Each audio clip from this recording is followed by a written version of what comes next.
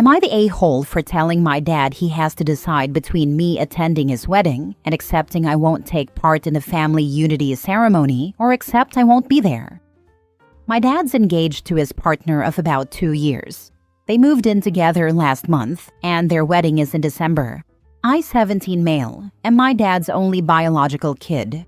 His almost wife has 3 kids of her own. Her kids are younger, like under 10. Maybe they're even all under 8. I'm not that sure. They decided they want to do a family unity ceremony and have it be about becoming one family instead of the 2 of them just being a married couple. Her kids are excited by the idea and want to take part. I don't and won't take part. I already explained to my dad that I'm not interested and can't be talked into it. He asked me why and pushed for me to reconsider. He told his fiancée, and she's freaking out because her kids have this idea that they'll get a big brother out of this marriage, and my dad and she told the kids we'll be real siblings once the 2 of them are married. All of this despite the fact I really don't know her or her kids. I've only spent any real time with the kids twice, and it was more me trying not to be a prick than me wanting to spend time or get to know them. I think that's obvious because I don't even know their actual ages. Some background to explain some relationship dynamics, because I'm sure there are questions. My dad raised me alone. My mom took off when I was less than a year old. I don't remember her. I don't remember her being around. Her family wasn't around or in my life either. I didn't have a lot of family besides my dad growing up, except for one of his siblings. And for most of my life, Dad was a good dad. But when I was maybe 11, he started preparing me for the fact he wanted his own life and to travel the world when I turned 18, and I'd be on my own. He talked about how I shouldn't expect to see him very often, and to expect we might not see each other for years sometimes, and how he didn't want to be tied down until he dies, that he would call or answer calls when he wasn't busy with life. He said some stuff that made me believe he resented the fact he raised me alone and had to change his life for me. He never actually let up on that. He talked about it so much that we started to fight. I told him I got it, that he was done being a dad at 18, and he told me I was being dramatic. I argued that he told me I could go 5 or even more years without seeing him, and that he didn't want to be tied down, that he might even ignore calls so he could live life. I told him that sounded like he wanted to stop being a dad. He told me I focused on the wrong parts. When we argued about it other times, he said that he wanted the life he missed out on, and he wasn't waiting around for me to be ready, that I'd land on my feet eventually, and I wouldn't be his kid anymore. I'd be his peer, which he then said I misunderstood. But basically, for years I have been prepared to leave at 18 and not have my dad in my life. Then he met his almost wife, and all that talk about traveling the world was gone. He started to become a dad to her kids. He was spending time with them and building a life with them. Eventually, he tried to include me, but that was only really in the last 4 or 5 months. I've ignored it. I did babysit twice for them. Once when his almost wife was rushed to the hospital, and the second time when she had follow-up surgery for health issues she has. My dad has tried to argue that our family's growing, and I should be trying harder to be included in it. I told him that won't happen. And if he wants whatever half-hearted relationship he planned to have with me before, then he needs to accept that. That I'll come to his wedding if he wants me there. As long as he accepts I won't be a part of that ceremony. And if he can't accept it, then I won't go, and he'll need to accept that. His almost wife heard us talk it out and said, I'm not taking the 11 good years into account, and I'm punishing her children for my dad not being perfect, and that isn't fair to them. She told me a good person would be glad Dad decided to stick around and love the new people, especially the kids, and want better for them. Am I the a-hole? And for full disclosure, I have about a month to go until I'm 18, and my plan is to move out that day. Now for the top comments. Not the a-hole. Your dad set the parameters of your relationship when you were still young and drummed them into your head. Now that his priorities have changed, he acts surprised that you are not interested in a different relationship. Go live your life. He must have expected me to be the same upset 11-year-old who first found out what his dad had planned. But I knew he was serious, so I thought about and planned for when that time comes. Exactly. I'm just thinking I'm little you, hearing all this and wondering what your future would hold if you couldn't make it on your own at 18. This is not a good parent, by the way, regardless of how you may have felt he was good to you before all that. 11-year-old me was so sad and worried. It felt like nobody wanted me. My mom hadn't wanted me and left, and my dad was basically saying he regretted sticking around to raise me and would leave once he wouldn't get in trouble for it. I had no idea what I was going to do. Next story. Am I the a-hole for saying okay when my mom's husband said he won't be coming to my wedding? My 29 female was supposed to be getting married last year, but my dad died days before the wedding, and I couldn't go through with it. Luckily, the venue we had chosen was willing to reschedule us at short notice on compassionate grounds. Our new wedding date is this summer. My mom's husband announced a couple of weekends ago that he won't be coming to my wedding. I said okay, and moved on in the conversation I was having with someone else. He was seething with rage over my response, and asked me if okay was really all I could say. No question about why or trying to change his mind. I told him I had expected this, and that he basically told me he was going to do this last year anyway, so why would I pretend to be shocked or beg? To provide some more context, my mom married her husband when I was 15. I didn't get to know him before the wedding, so I met him at 15. I don't consider him a father figure, and I never called him my stepdad. My older siblings felt the same way. He never put much effort in with them because they were 18 and 21 when he married mom, so I guess he felt like they were fine without him. But it always felt kinda weird because I wasn't some little kid either, and I had an involved dad. Last year added some tension. He ended up in the hospital 2 weeks before the wedding and wouldn't have made it if the day had gone ahead then. He was bitter that I rescheduled because dad died, but not so he could be there. There were also some hard feelings over me planning to walk down the aisle and dance with dad, and not him. He whined about it a few weeks after dad died and said he wouldn't come if he was so unimportant. At the time, I said nothing because my grief was fresh. But now I'm just like, okay, because I don't care if he's there or not. I really don't. His presence will not make or break my wedding. He felt like I should have argued for him to come, and mom said my okay was dismissive and rude. Am I the a-hole? Not the a-hole. Sounds like it's for the best. He's kind of a needy man-child, isn't he? Not the a-hole. I guess little man baby wanted you to be upset, beg him to come. Honestly, you handled this perfectly. Indifference is always the answer when someone is clearly trying to get a reaction. Any other response gives them the win. Indifference shows them that they are not important enough to you to care. He did. He wanted me to show him I cared oh so much. He expected me to plead with him and even expected tears, I think. The fact is, he's still bitter. I didn't reschedule my wedding because of his hospital stay, but did when my dad died. Not the a-hole. Stepdad sounds like a self-involved jerk, and your mother honestly sounds pretty bad as well. Your wedding is not about them. I'd recommend having some kind of plan for if A, he decides to crash the wedding, or B, your mother decides to make a scene. I have a plan in place just in case. My brother-in-law will be on standby. Next story. Am I the a-hole for refusing to be my sister's bridesmaid because she chose ugly friends to make herself look better?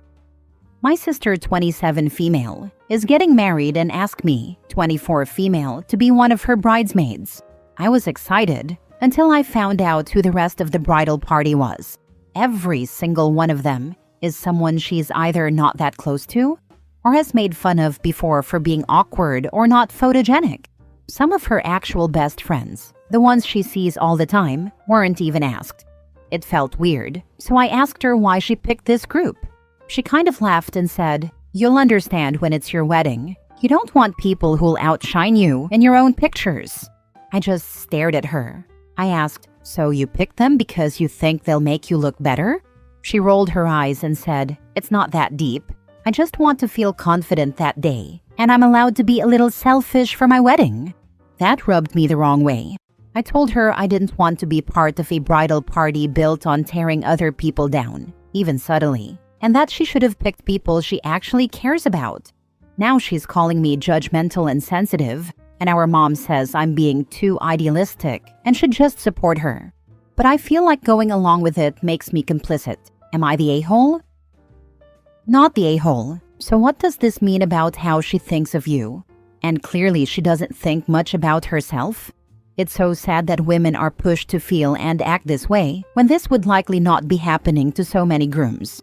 Applause to you for saying something and not participating. She's always been like this. I am rather curvy, and she has never failed to shame me for it. She is a typical model-esque skinny person, and she got a lot of attention growing up. She's beautiful, no doubt. But yes, I have a good-looking partner, and she has subtly hinted that he could do better than me. I don't see what she has to be insecure about. She's objectively good-looking. As for my appearance, I like the way I look. I'm comfortable with it. I just don't see why she feels the need to bring others down to make herself feel better. Not the a-hole, and I'd send a message to those girls. Questions will definitely come up why none of her core group were asked, and why her sister left. Because she lumped you right in with them. I actually did. I made a group with all these people. There's a group already, but she's in it. 2 of them said that they did not want to be participating in this capacity anymore, but were fine attending. 1 person said that they weren't coming to the wedding altogether. Some still haven't responded. Next story. Am I the a-hole for telling my ex's girlfriend she isn't special, and he will do it to her too? I, 30 female, was only married to my ex-husband, 32 male, for 2 years. We dated for a little over a year before we got married. When we were dating, everything was fine. He had a lower libido than me, but I was fine with how often he wanted to have sex, about 2 to 3 times a week. Once we got married, that gradually dropped to maybe twice a month, and then nothing. The last time he and I had sex was on my birthday. My birthday is April 24th, so it's been almost a year now. I asked him to see a doctor. I asked him if there was anything I could do. I tried everything I could think of. He wasn't on any medication. He just wasn't interested in it. I ended up starting the divorce because I'm not living the rest of my life like this. When I started the divorce, his ex-wife asked to meet with me and said she hadn't wanted to get involved earlier because she didn't know if I was asexual as well, but that he had done the same thing to her and the girlfriend before her. We are still working on the divorce. Thankfully, it is a fairly easy process since we weren't married long and none of our assets were merged, bank accounts, property, etc. We also do not have any children together. Anyway, he is now dating a woman named Amy, 24. Amy has shown up to every divorce hearing lately and acts smug about it, like she's winning some sort of prize. She has told me he has sex with her all the time and that I just wasn't meeting his needs. I ended up telling her he did the exact same thing to me. He did it to his other ex-wife, and he did it to the girlfriend before her. She isn't special, and give it a few months. He won't continue this.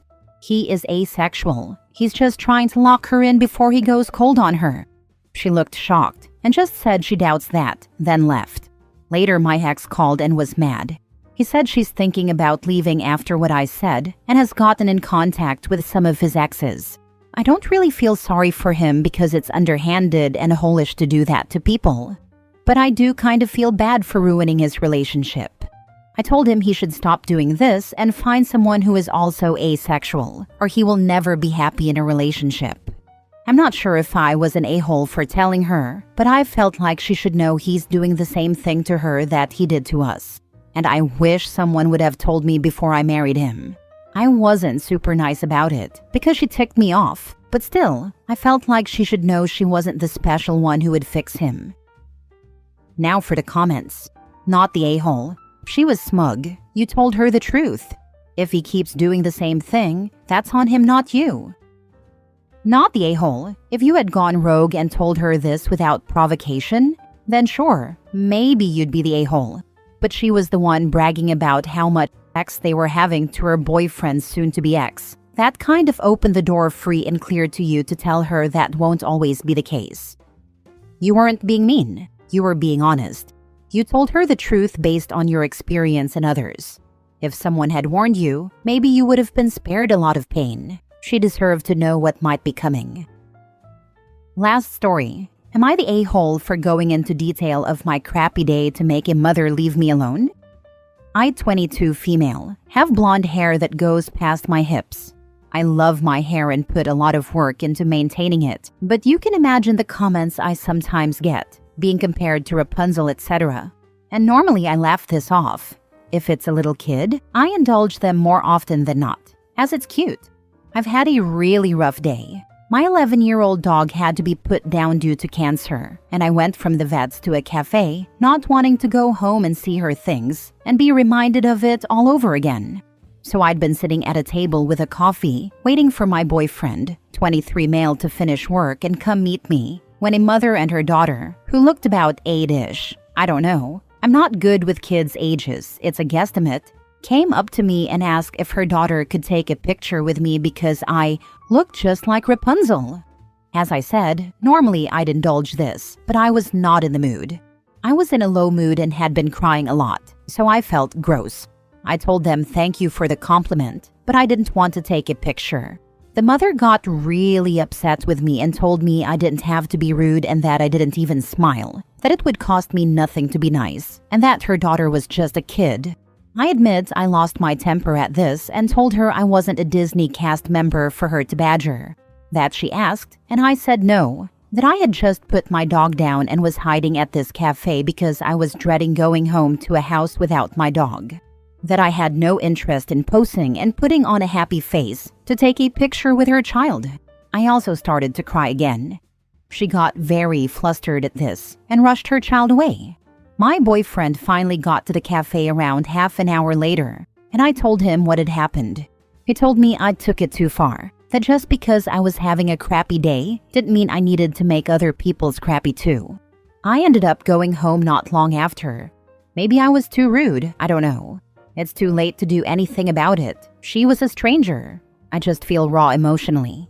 My boyfriend might be viewing my actions with a clearer head than I am. Not the a-hole. People feel so entitled. Once politely declining, the mother should have walked away. I'm sure you weren't looking smiley and happy like Rapunzel. This is a lesson for the kid. Don't talk to strangers. Kidding, kinda. Honestly, I have no idea why she'd have wanted me in a picture with her kid. I didn't have a mirror on hand, but no way was my face not a blotchy mess. Not the a-hole.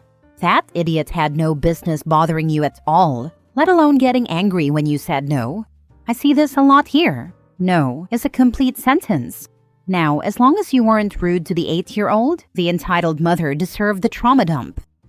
Oh, absolutely not. No matter how upset I was, I'd never take it out on a child. I'd have sooner removed myself from the cafe before that if it was the kid badgering me.